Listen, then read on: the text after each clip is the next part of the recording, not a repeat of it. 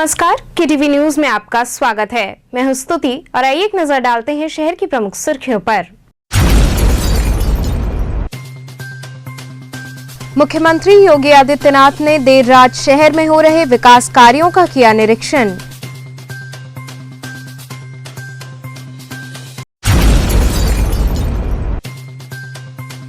BHU IIT के 9वें दीक्षांत समारोह का हुआ आयोजन। 52 मेधावी छात्र छात्राओं को मिला गोल्ड मेडल।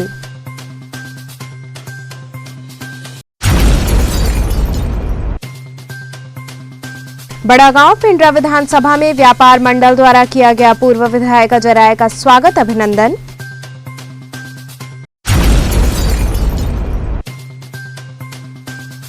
और 6 वर्षीय बालक की हुई हत्या में लिप्त अभियुक्त को पुलिस ने किया गिरफ्तार। और अब खबरें विस्तार से। मुख्यमंत्री योगी आदित्यनाथ वाराणसी आए। इस दौरान देर रात्रि उन्होंने शहर में चल रहे विकास कार्यों का निरीक्षण किया। मुख्यमंत्री योगी आदित्यनाथ रविवार की देर रात वाराणसी शहर में चल रहे विकास कार्यों का स्थलीय निरीक्षण करने निकले। निरीक्षण के दौरान वे सबसे पहले काल भैरव मंदिर में विधिवत दर्शन पूजन किया। तत्पश्चात श्री काशी विश्वनाथ मंदिर में दर्शन पूजन किया तथा श्री काशी विश्वनाथ कॉरिडोर निर्माण कार्य की प्रगति का स्थलीय निरीक्षण किया तथा अगस्त 2021 तक हर हालत में कार्य पूरा किए जाने का निर्देश भी दिया। मुख्यमंत्री ने मणिकर्णिका घाट तक पदयात्रा कर हो रहे कार्य को देखा। कॉरिडोर निर्माण कार्य प्रगति को कमिश्नर दीपक अग्रवाल ने मुख्यमंत्री को विस्तार से अवगत कराया। मुख्यमंत्री ने कबीर चौरा स्थित पिपलानी कटरा के पास हो रहे शाही नाला की सफाई एवं निर्माण कार्य का जायजा लिया। उन्होंने मौके पर मौजूद गंगा प्रदूषण नियंत्रण इकाई के अधिकारियों को युद्ध स्तर पर अभियान चलाकर तत्काल शाही नाले के कार्य को पूरा कराए जाने का निर्देश दिया। सिटी स्टेशन के पास हो रहे सड़क निर्माण कार्य का भी मुख्यमंत्री ने औचक निरीक्षण किया।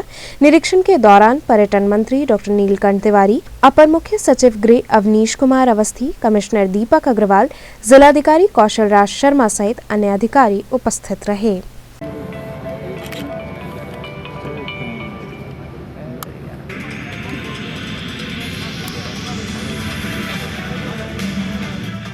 बीएचयू आईआईटी के 9वें दीक्षांत समारोह का आयोजन किया गया।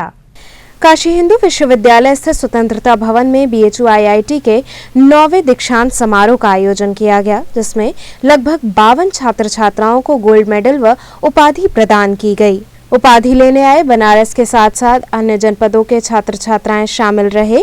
आईआईटी बीएचयू के डायरेक्टर प्रमोद जैन ने बताया कि मेरिट के आधार पर सभी को मेडल दिया जाता है।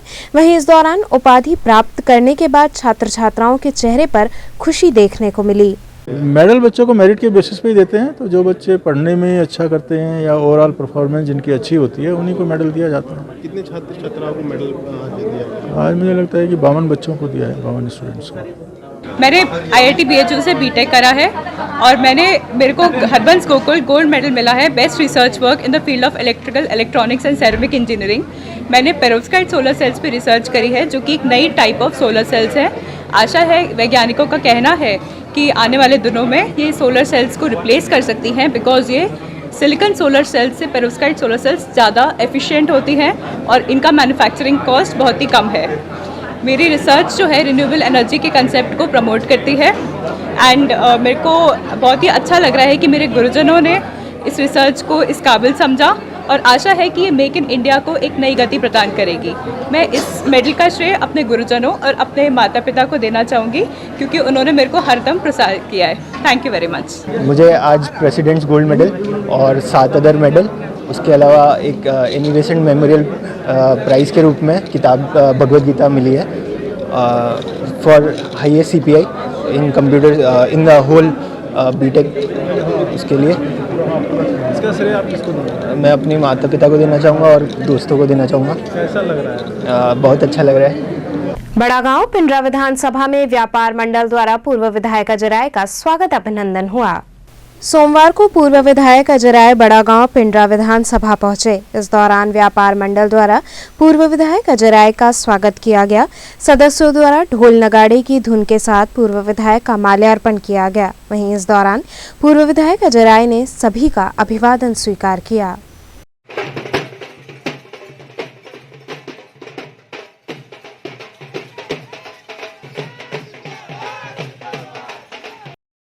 6 वर्षीय बालक की हुई हत्या में लिप्त अभियुक्त को पुलिस ने गिरफ्तार कर लिया।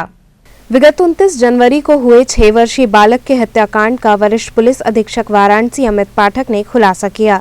पैसे के लालच में पड़ोस में ही रहने वाले व्यक्ति ने 6 वर्षीय बालक की निर्मम हत्या कर दी थी।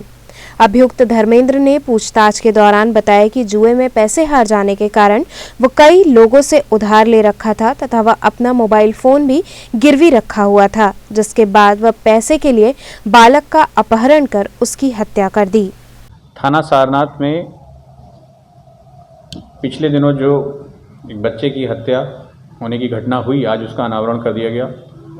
इस घटना में परिवार से संबंधित, परिवार के एकदम बगल में ही रहने वाला 25 वर्षीय धर्मेंद्र नाम के एक युवक का हाथ होने की जानकारी निकल करके आई है। आज धर्मेंद्र को गिरफ्तार कर लिया गया। धर्मेंद्र के खिलाफ कई साक्ष्य मिले हैं, वो कागज़ भी मिल गया है जिससे फाड़ करके चिट्ठी लिखी गई थी, पेन मिल गया है धर्मेंद्र की निशानदेही पर, और उसने पूरी घटना को सिलसिलेवार तरीके से बताया भी है। उसने बताया कि जुआ खेलने के कारण उसने उसको आपस में ही करीब 20-30 हज़ार रुपये उसने उधार में लिए, और उस उधार को चुकाने के लिए उसके दिमाग में ये प्लान आया। चूँकि घर आना जाना था, जो बच्चे का पिता है उसको चाचा बोलता था ये, तो उस पर इनका शक नहीं जाएगा और उसको 20-30-40 हज़ार रुपये जो होंगे वो मिल जाएंगे, इसलिए उसने इस घटना को किया। बच्चे को पतंग का लालच दे करके घर से ले गया।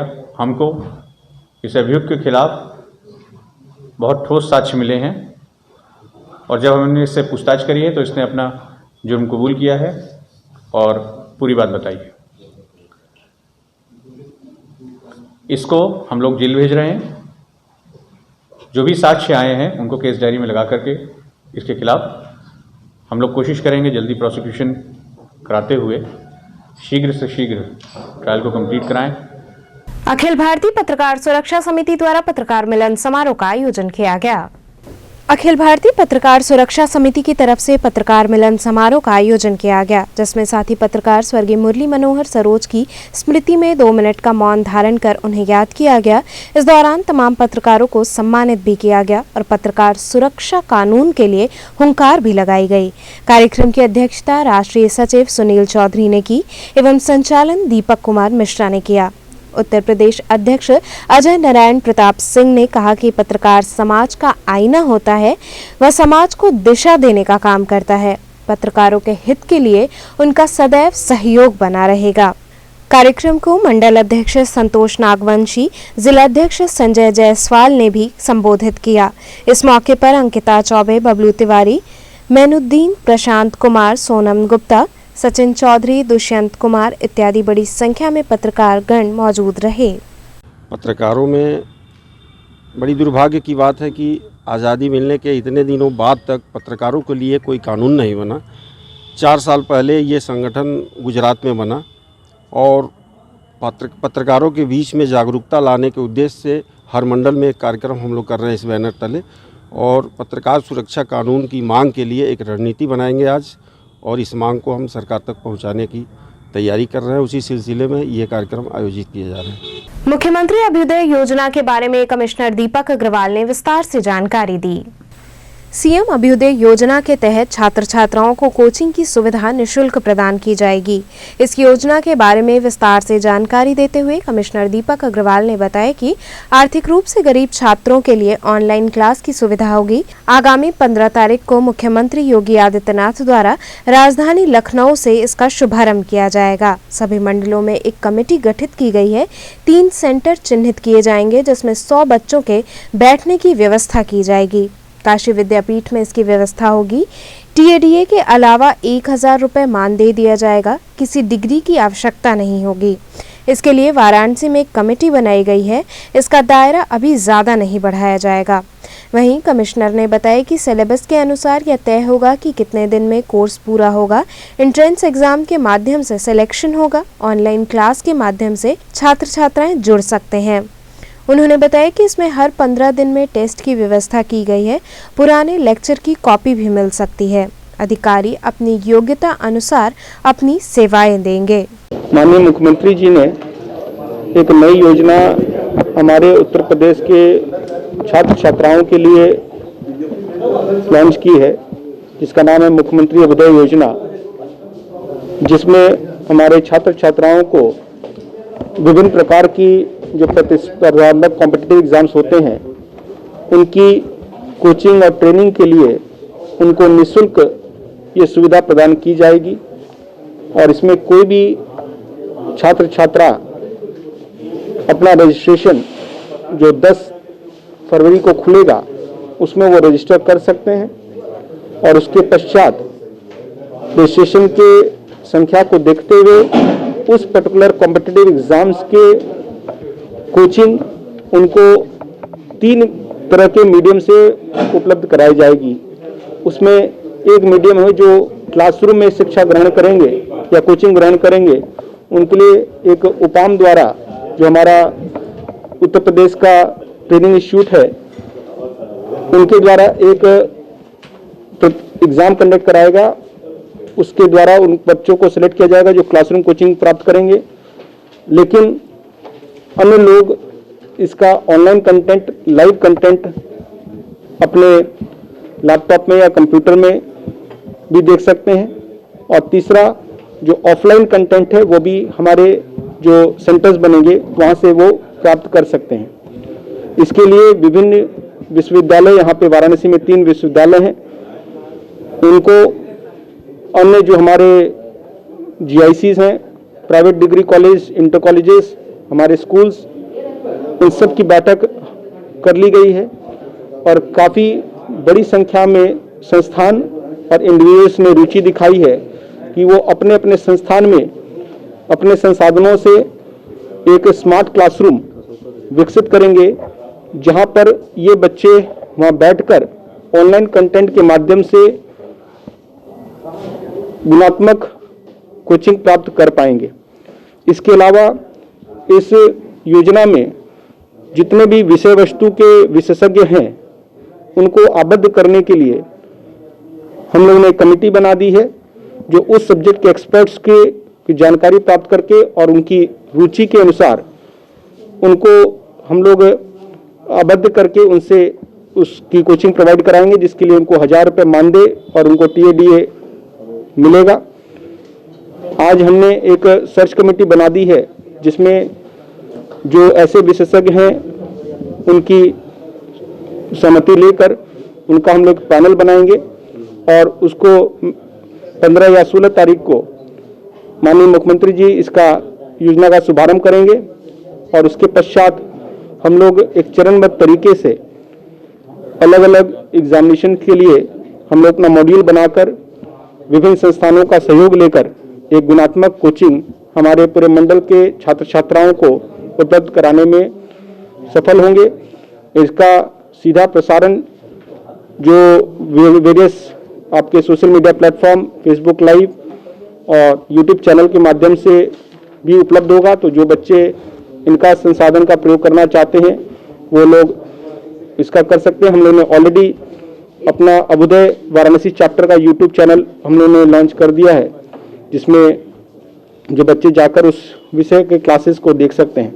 तो मुझे पूरा विश्वास है इस योजना में जो रुचि दिखाई गई है उससे हम लोग अपने यहाँ मंडल के बच्चों का पलायन को रोकेंगे और हमारे जो गरीब वर्ग के बच्चे हैं जो प्राइवेट कोचिंग इंस्टीट्यूट्स में नहीं जा पाते उनको एक गुणात्मक कोचिंग हम लोग निःशुल्क प्रोवाइड कर पाएंगे। सर, अधिकारी भी क्लास लेंगे? जो अधिकारी को भी क्लास लेने के लिए कहा गया है। इनफैक्ट यहाँ तक कहा गया है कि जो हमारे प्रशिक्षु अधिकारी जो जनपद में अपना योगदान देते हैं, क्योंकि वो तुरंतकाल एग्जामिनेशन पास करके आते हैं, उनकी सेवाएं अवश्य ली जाएं और उनको उनकी वॉलंटरी अच्छी सेवाएं देने के लिए उनको विशिष्ट प्रविष्टि प्रदान की जाएगी। और भी जो हमारे ऐसे अधिकारी हैं जो इच्छा रखते हैं और काफ़ी अधिकारियों ने इच्छा व्यक्त की है ऑलरेडी, वो लोग भी अपनी योग्यता के हिसाब से क्लासेस लेंगे, चाहे वो साक्षात्कार के या अन्य कोई सब्जेक्ट जो उनका विषय वस्तु रहा हो उनके विषय में वो भी क्लास लेने की स्वतंत्रता भी है, बल्कि उसको इंकरेज किया जा रहा है। युवा काशी बिस्कुट एंड कन्फेक्शनरी व्यापार मंडल द्वारा उत्तराखंड में हुई घटना में मृतकों को श्रद्धांजलि अर्पित की गई।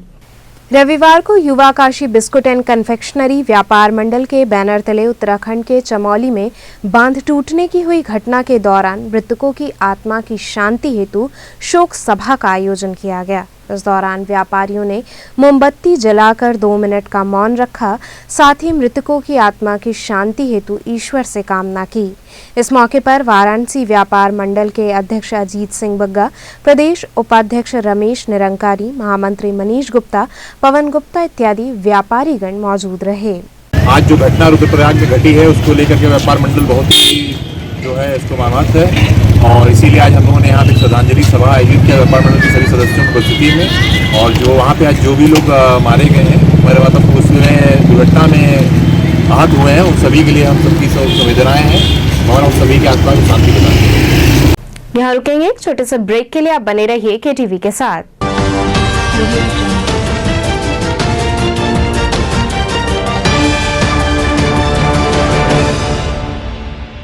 खबरों से जुड़े रहने के लिए हमारे चैनल KTV वाराणसी को सब्सक्राइब करें और लेटेस्ट अपडेट्स के लिए बेल आइकन को प्रेस करें।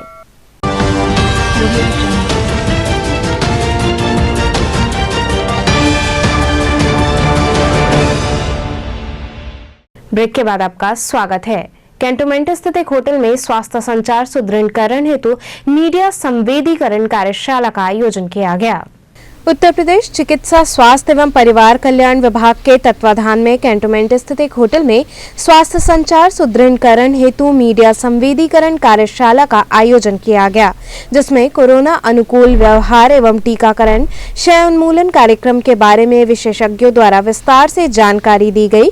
बातचीत के दौरान मुख्य चिकित्सा अधिकारी डॉक्टर VB सिंह ने आयोजित कार्यशाला के महत्व व उद्देश्य के बारे में विस्तार से बताया। हमारे यहाँ जो इतनी तरह तरह की जो योजनाएं चल रही हैं, आम जनमानस तक कैसे पहुंचे, तो उसके लिए एक हमारे यहाँ अलग से सिफार के द्वारा अनुबंध किया गया NHM के माध्यम से, NHM से, जिसमें कि सभी योजनाओं के बारे में जो हमारे कार्य चल रहे हैं उसको आम जन तक अच्छी तरीके से कैसे पहुंचाया जाए। तो सबसे बढ़िया जो मैकेनिज्म है वो आप सब लोग हैं, आप सबके द्वारा, चाहे वो प्रिंट मीडिया हो, चाहे इलेक्ट्रॉनिक मीडिया हो, चाहे सोशल मीडिया हो, किसी भी माध्यम से लोगों के अंदर एक पॉजिटिविटी जो हेल्थ सेक्टर में चल रही है, जिसे स्पेशली जो हमारी जो बर्निंग जो हमारे क्या एक्टिविटीज़ हैं, जैसे कोविड सबसे टॉप पे है और इसके अलावा TB का प्रोग्राम चल रहा है, टीकाकरण का प्रोग्राम चल रहा है, मिशन इंद्रधनुष चल रहा है, इन सब के लिए एक एडवोकेसी वर्कशॉप टाइप का है और जो अपनी योजनाओं के बारे में हम बताएंगे, जो आम लोगों तक उसकी बात पहुँचेगी और जिससे कि लोगों को इसका फ़ायदा हो और सरकार और सिफार के बीच में इस तरह के अपने कॉन्ट्रैक्ट हैं जिसके नाते जिसके माध्यम से करवाया जा रहा है। छावनी बोर्ड का चुनाव न कराए जाने से क्षुब्ध सदस्यों ने धरना प्रदर्शन किया।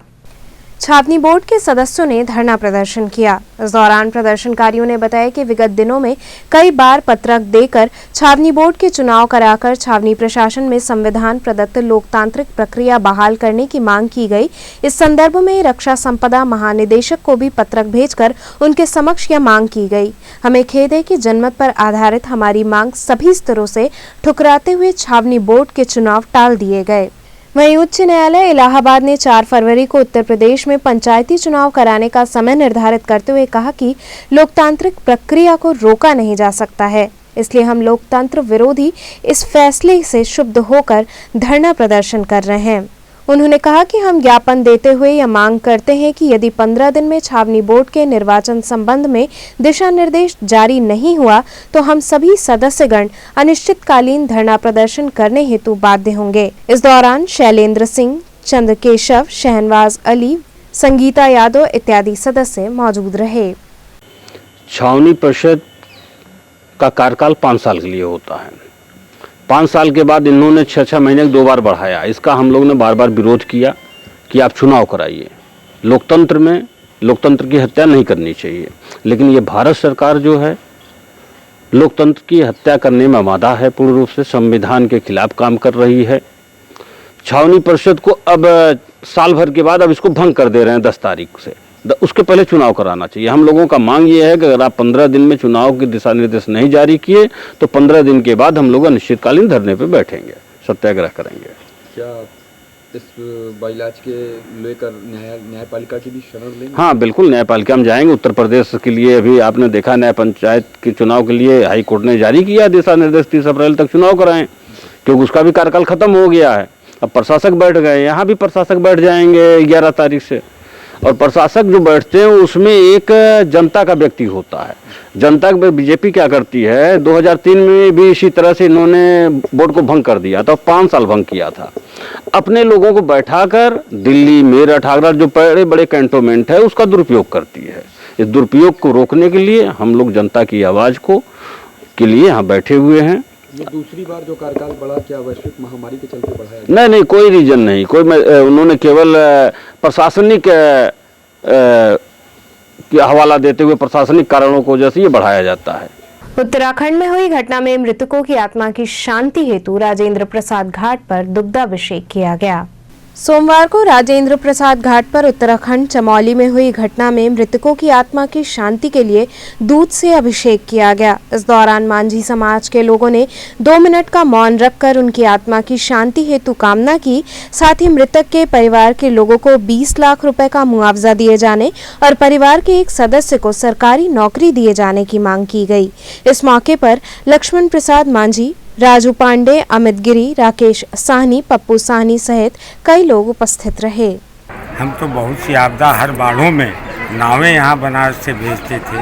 हर जगह भी प्रशासन की जहाँ से भी मांग आती थी, हम लोग अपनी जान प्राण को नहीं देखकर हम लोग कार्य करते थे, लोगों को बचाने का कार्य करते थे। इस संबंध में वहाँ की बहुत दुखद मृत्यु होने के कारण हमने मैया गंगा बाबा विश्वनाथ से निवेदन करता हूँ कि उनके आत्मा को शांति मिले। और परिवार को क्या मांग करते हैं? हम परिवार को मांग यही करते हैं कि उनको सरकारी नौकरी मिले, सरकार कुछ मुआवजा उनको दे। गीता सोसाइटी की ओर से बीएचयू डॉक्टर्स लॉन्ज में रक्तदान शिविर लगाया गया। काशी हिंदू विश्वविद्यालय स्थित डॉक्टर्स लॉन्ज में रक्तदान शिविर का आयोजन किया गया। गीता सोसाइटी के तत्वाधान में यह शिविर आयोजित हुआ, जिसमें मुख्य रूप से लगभग 30 से 35 लोगों ने रक्तदान किया। वहीं गीता सोसाइटी के अध्यक्ष स्वामी त्रिभुनाथ ने बताया कि आज लगभग 30 से 35 लोगों ने रक्तदान शिविर में भाग लिया है। उन्होंने बताया कि सोसाइटी ऐसे कार्यों को हमेशा करती चली आ रही है और आगे भी करती रहेगी। वहीं उन्होंने अन्य लोगों से भी रक्तदान शिविर में भाग लेने की अपील की। जैसा कि आप सभी देख रहे हैं कि यहाँ श्री गीता सोसाइटी द्वारा रक्तदान शिविर का आयोजन किया गया है बीएचयू ब्लड बैंक में, और इसमें कई संस्थाएं जुड़कर इस रक्तदान शिविर को ज़्यादा से ज़्यादा यूनिट देकर एक आयोजन किया गया है। तो मैं शायद 35 के करीब यहाँ रक्तदान यूनिट दिए होंगे। अभी जो एक भ्रांतियाँ फैली हुई लोगों के मन में कि रक्तदान करने से हम कमज़ोर हो जाएंगे, तो ऐसे लोगों को क्या संदेश? नहीं, ऐसी भ्रांतियाँ ऐसा नहीं है कि ख़त्म हो जाएंगी, ये जन्मांतर तक के लिए हैं। ऐसी भ्रांतियाँ चलती रहेंगी, लेकिन उन भ्रांतियों से निकल कर आकर हमें समाज के लिए कुछ करना चाहिए। और मेरे ख्याल से रक्तदान उनमें से एक बहुत ही बड़ी चीज़ है, क्योंकि आप पैसे से सब कुछ खरीद सकते हैं, लेकिन रक्तदान के मध्य पैसे नहीं आते।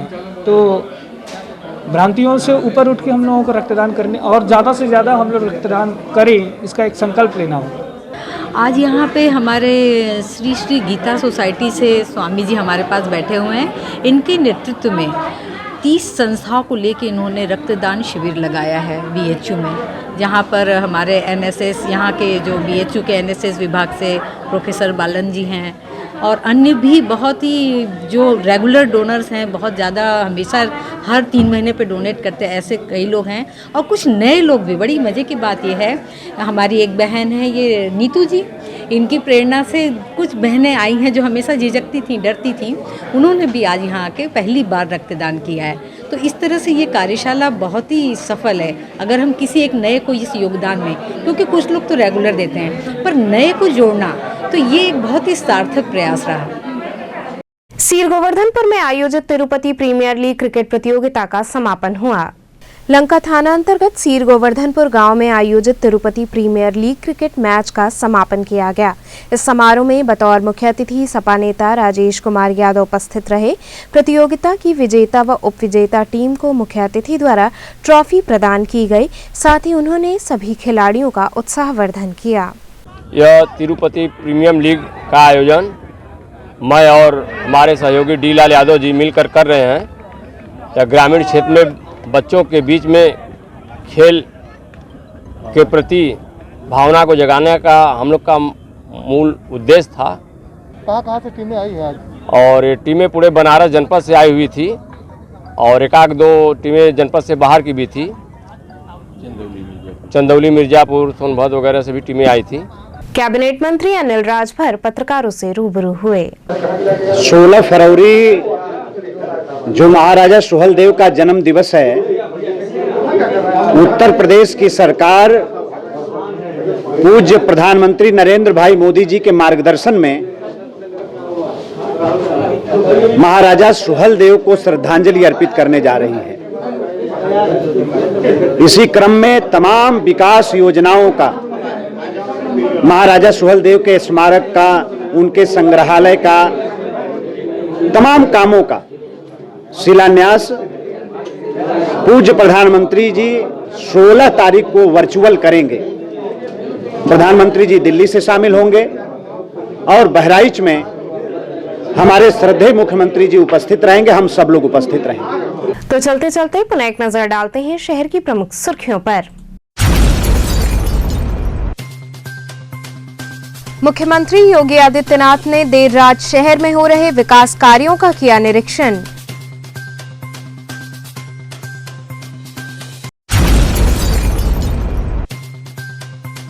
BHU IIT के 9वें दीक्षांत समारोह का हुआ आयोजन। 52 मेधावी छात्र छात्राओं को मिला गोल्ड मेडल।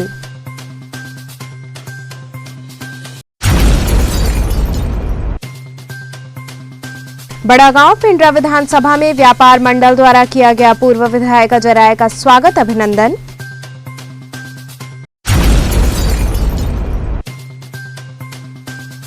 और 6 वर्षीय बालक की हुई हत्या में लिप्त अभियुक्त को पुलिस ने किया गिरफ्तार। तो ये थे आज के समाचार, कल फिर होगी मुलाकात, तब तक के लिए नमस्कार।